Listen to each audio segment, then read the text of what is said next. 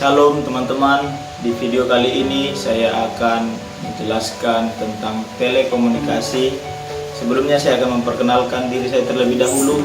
Nama saya Martin Hasonangan Silaen dengan NIM 712018-104. Dalam video ini saya akan memenuhi tugas akhir semester telekomunikasi di akhir semester ini.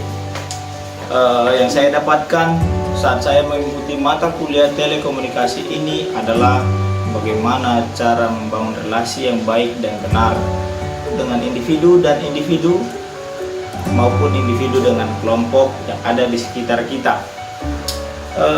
Kita menggunakan bahasa yang sistematis dalam berkomunikasi agar apa yang kita sampaikan dan apa yang kita terima dapat dimengerti kedua belah pihak.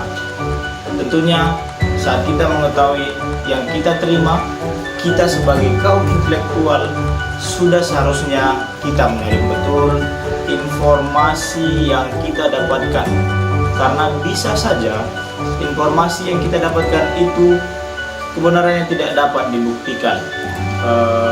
Dalam mata kuliah ini mengajarkan kita bagaimana komunikasi yang tepat dan benar terhadap sesama kita. Dalam berinteraksi, kita melakukannya dengan dua arah, agar saat melakukan komunikasi, kita saling memahami apa yang sedang kita bicarakan dan menerima titik terang pada apa yang kita bahas. Dengan cara komunikasi ini, kita dapat menyampaikan ide dan argumentasi kita dengan bahasa yang sederhana, tidak berbelit-belit, sehingga orang yang mendengar ataupun orang yang melakukan komunikasi dengan kita dapat memahami apa yang kita bicarakan. Nah, teori apa yang saya suka dalam mata kuliah ini? Yang saya suka dalam mata kuliah ini, ataupun teori yang paling klop dengan pribadi saya saat mengikuti mata kuliah ini adalah teori teologi relasi, yang dimana teori ini membahas tentang hubungan antara teologi dan komunikasi. Saat kita berbicara tentang hubungan teologi dan komunikasi, saya mengutip pernyataan yang dikemukakan oleh Robi E. Chandra, yang dimana ia sebagai seorang penulis buku yang berjudul Teologi dan Komunikasi. Dalam bukunya, beliau juga menyatakan pandangan tentang dua latar belakang keilmuan.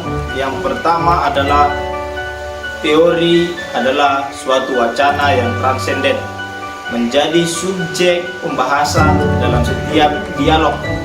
Yang kedua, ia menyatakan bahwa komunikasi merupakan proses pertukaran informasi atau berita antara dua orang atau lebih, sehingga semua pihak yang terlibat dalam proses tersebut dapat mencapai konsensus.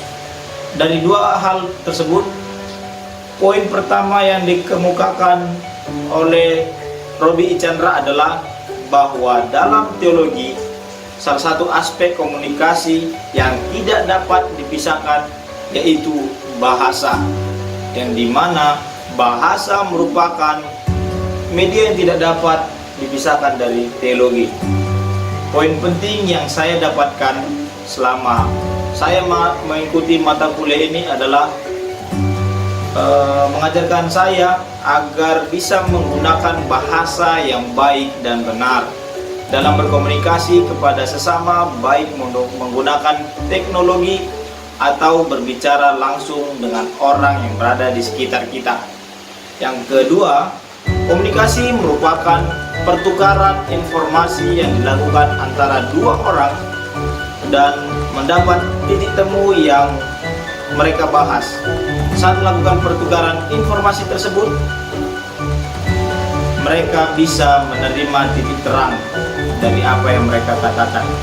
Yang terakhir, saat saya melihat bahwa di zaman sekarang ini, terkhususnya di negara Indonesia, bahwa informasi lebih laris dan paling gampang dikonsumsi oleh publik adalah berita yang informasinya tidak bisa dibuktikan kebenarannya, atau biasa kita sebut dengan kata hoax. Melalui mata kuliah telekomunikasi yang saya ikuti ini, saya belajar menjadi lebih peka atas informasi-informasi yang kebenarannya belum dapat dibuktikan. Saya pun menjadi lebih berhati-hati dalam memberikan informasi, karena jika informasi yang saya ucapkan tidak jelas, maka orang yang menerima informasi akan mendapat informasi yang salah. Sekian video yang saya buat kali ini, semoga bermanfaat bagi orang yang mendengar. Salam, Tuhan Yesus memberkati kita semua.